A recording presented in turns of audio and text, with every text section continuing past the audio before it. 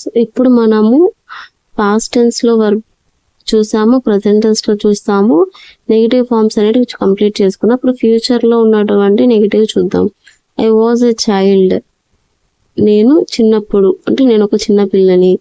I am a girl now, ఇక్కడ చూడండి was అనేది వచ్చింది. వాజ్ అంటే ఏంటిది, పాస్ట్ టైంలో చెప్తుంది. పాస్ట్ టైంలో ఉన్నటువంటి హెల్పింగ్ వర్బ్ ఇది. ప్రజెంట్ టైంలో ఐ ఆమ్ ఏ గర్ల్, ఇది ప్రజెంట్ టైంలో ఉన్నటువంటి హెల్పింగ్ వర్బ్. ఫ్యూచర్లో షల్ వచ్చింది, I shall be A women. So ఈ విధంగా హెల్పింగ్ వర్బ్ ని బేస్ చేసుకొని కూడా మనము అది ఏ టెన్స్ ఏ టైంలో మాట్లాడుతున్నారు అనేది తెలుసుకోవాలి.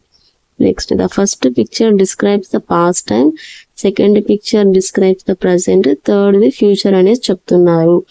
నెక్స్ట్ ఇక్కడ నోట్ చదువుదాం ఒకసారి. We use simple future tense to express an action that is going to take place in future time. ఇక్కడ సింపుల్ ఫ్యూచర్ టెన్స్ లో మనము ఫ్యూచర్ లో జరుగుతున్నటువంటి అంటే భవిష్యత్తు కాలంలో జరిగేటువంటి వాటి గురించి తెలపడానికి సింపుల్ ఫ్యూచర్ అనే టైం ని యూజ్ చేస్తున్నాము. ప్లేస్ ఇన్ ఫ్యూచర్ టైం అంటే ఫ్యూచర్ లో జరిగే వాటి గురించి చెప్పేది simple future tense. Next, simple future tense ని ఎలా ఫామ్ చేయాలి అంటే ఐ వి ఇవి మనకు ఆల్రెడీ తెలిసిందే. First person, second person, third person అనేటివి మనం సబ్జెక్ట్ కింద యూజ్ చేస్తాం ఈ ప్రొనౌన్స్ ని. సో ఇవి మనకి ప్రొనౌన్స్ సబ్జెక్ట్ లో ఉంటాయి. వీటికి సింపుల్ ఫ్యూచర్ లో ఉన్నటువంటి ఆక్సిలరీ వర్బ్స్, హెల్పింగ్ వర్బ్స్ ఏంటంటే లాస్ట్ క్లాస్ లో సింపుల్ ఫ్యూచర్ టెన్స్ చెప్పినప్పుడు చెప్పాము. దీనికి ఉన్నటువంటి helping verbs will, shall.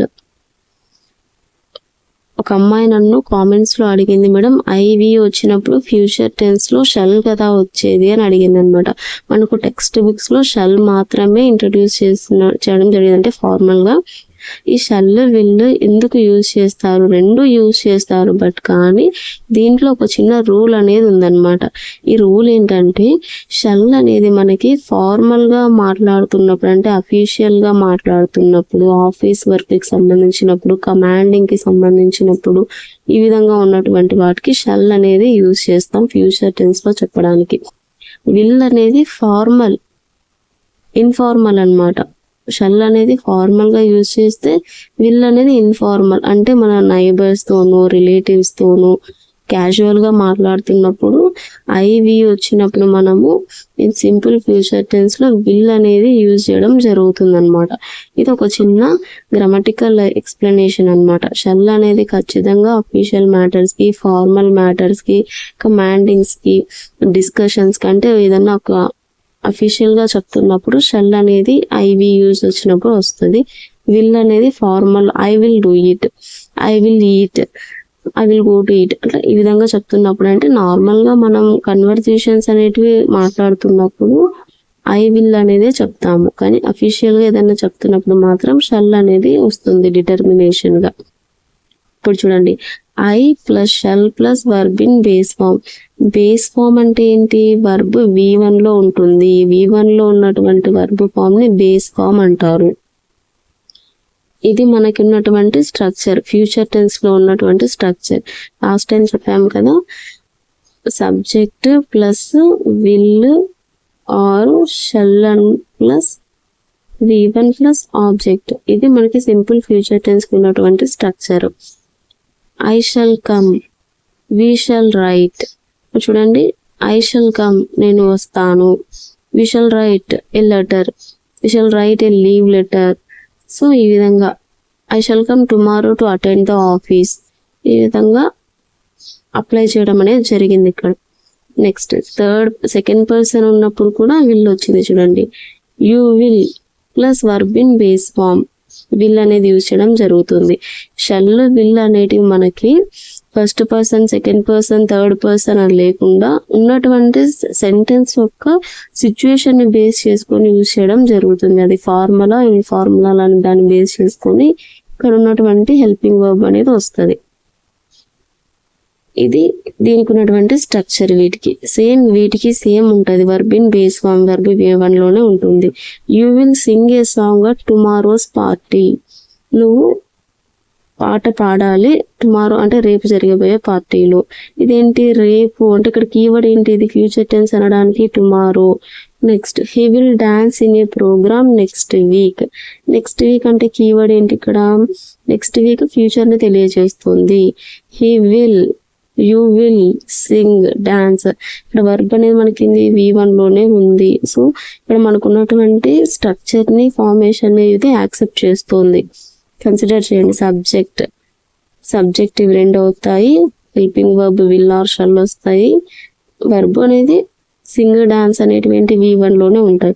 Object మనకి రిమైనింగ్ సెంటెన్స్ అవుతుంది. ఇక్కడ ఉన్నటువంటి రిమైనింగ్ ఆబ్జెక్ట్ లో ఉన్నటువంటి వర్డ్స్ ని బేస్ చేసుకొని టెన్స్ ఏదనేది ఐడెంటిఫై చేస్తాం.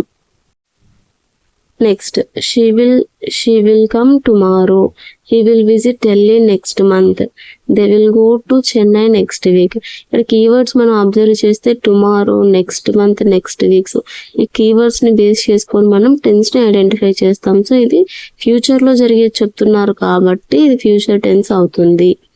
నెక్స్ట్ విల్ వచ్చింది, వర్బ్ అనేది V1 లో ఉంది. ఇక్కడ నోట్ ఏంటి చూడండి, in the simple future the main verb is always in its base form. Base form అంటే ఏంటి? V1 లో ఉంటుంది అని అర్థం. Next formation of simple future negative. మనం ఇది వరకు ప్రజెంట్ లో ఉన్న నెగిటివ్ చూసాం, పాస్ట్ లో ఉన్న నెగిటివ్ చూసాము. ఇప్పుడు ఫ్యూచర్ లో ఉన్న నెగిటివ్ అనేది చూస్తున్నాం అన్నమాట. నెగిటివ్ గా కన్వర్ట్ చేయడానికి ఏం రూల్ ఉంది అని. దీనికి ఉన్నటువంటి స్ట్రక్చర్ ఏంటి? Same subject, shall, helping verb, not. ఇక్కడ మనకి డు నాట్, డిడ్ నాట్ అనేటివి రావు ఫ్యూచర్ లో. షల్ నాట్, విల్ నాట్ అనేటివి వస్తాయి. ఇది మనం అబ్జర్వ్ చేయాలి. ప్రెసెంట్ టెన్స్ కి అయితే మనకి ఏమొచ్చాయి? డు నాట్, డస్ నాట్ వచ్చాయి. పాస్ట్ టెన్స్ కి అయితే ఏమొచ్చాయి? డిడ్ నాట్ వచ్చింది. అలాగే ఫ్యూచర్ టెన్స్ లో ఏమవుతుంది? ఉన్న హెల్పింగ్ వర్బ్ కి షల్ నాట్, విల్ నాట్ అనేది రావడం జరిగింది. వర్బ్ అనేది నెగిటివ్ లో కూడా ఏమవుతుంది? V1 లోనే ఉంటుంది. నెగిటివ్ ఫార్మ్స్ వచ్చినప్పుడు ఇంకొకటి గమనించాలి. నెగిటివ్ సెంటెన్స్ ని మనము నెగిటివ్ లే కన్వర్ట్ చేస్తున్నప్పుడు వర్బ్ అనేది బేస్ ఫామ్ లోనే ఉంటుంది. నెగిటివ్ అనేది ఇక్కడ మనకి హెల్పింగ్ వర్బ్ ఉన్న ప్లేస్ లో మాత్రమే నెగిటివ్ యాడ్ చేస్తున్నాము. మెయిన్ వర్బ్ అనేది V1 లో అంటే బేస్ ఫామ్ లోనే ఉంటుంది. ఇది మన గ్రామటికల్ స్టేట్మెంట్స్ ఎర్రర్స్ లో గుర్తుపెట్టుకోవాల్సిన విషయం. Next same third person, second person కూడా will not, verb in base form అనేది ఉంటుంది ఫ్యూచర్ టెన్స్ లో. ఇప్పుడు ఎగ్జాంపుల్ చూడండి. I shall not play tomorrow. So play అనేది V1 లోనే ఉంది. వీటన్నింటికి కూడా సేమ్ ఇదే స్టేట్మెంట్ యూజ్ చేసి we will not play tomorrow, he will not play tomorrow, she will not play tomorrow, it will not play tomorrow, they will not play tomorrow. ఈ విధంగా same రాయాలని చెప్పారు. సో ఇక్కడ చూడండి ఏం చెప్తున్నాడంటే we use will to talk about spontaneous plans. will ఎప్పుడు use చేయాలి అనేది, స్పాంటేనియస్ ప్లాన్స్ అంటే అప్పటికప్పుడు అనుకున్నటువంటి ప్రణాళికలు, డిసైడెడ్ అట్ ద మూమెంట్ అంటే ఆ మూమెంట్ లో, ఆ క్షణంలో డిసైడ్ అయినటువంటి వాటి గురించి చెప్పేటప్పుడు. సో ఈ విధంగా మనం అప్పటికప్పుడు అనుకున్నటువంటి డిసైడ్ చేసుకున్నటువంటి విషయాల్ని ఫ్యూచర్ లో గురించి తెలపడానికి యూజ్ చేస్తాం విల్ అని చెప్తున్నారు. Spontaneous plans.